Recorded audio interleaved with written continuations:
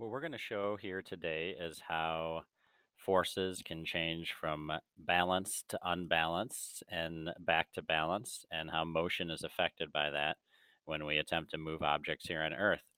So we know that virtually every time we attempt to move something on Earth, we have some friction as resistance because there's contact between two objects.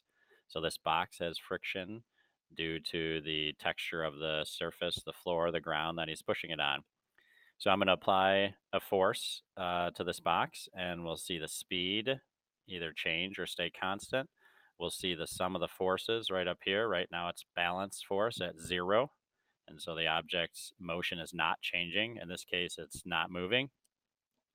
And we'll see the amount of force applied down here. So we're going to push on this box. And he's pushing with 50 newtons of force, and nothing is happening. We've all felt that before. When we're pushing on something, it just won't move. So we push a little bit harder. Still a balanced force, no motion. Okay, the force of friction is equal to or more than the applied force. We can see here, equal to the applied force, the friction is. So now I'm going to push a little bit harder, 150 newtons of force, and we see that it starts to move. And we've all experienced that. It starts off slowly. As we continue pushing, we're overcoming that friction. We get a little momentum moving, and it starts to speed up.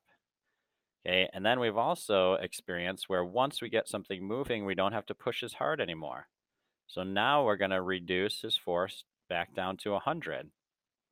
And we notice that the sum of the forces are now balanced.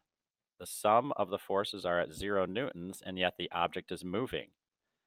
In this case, our force of 100 newtons is equal to the friction force.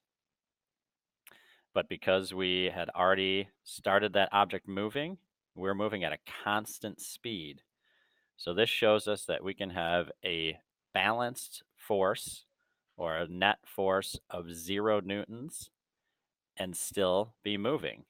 We have to start off with a greater force to get the object moving. Okay, if I reduce my force, it's going to slow down. If I go back down to 0, obviously that box is not going to move, and it's going to come to a stop. Okay, the force of friction is greater than any force we're applying. I'm going to jump back over to that box. I'm going to try and push it. 100 newtons of force, not moving. 150, I get it going. Okay, if I drop back down to 100 right now, then it's going to move a little bit slower. I didn't push with 150 newtons of force for as long. Jump back up to 150. Notice my forces are unbalanced.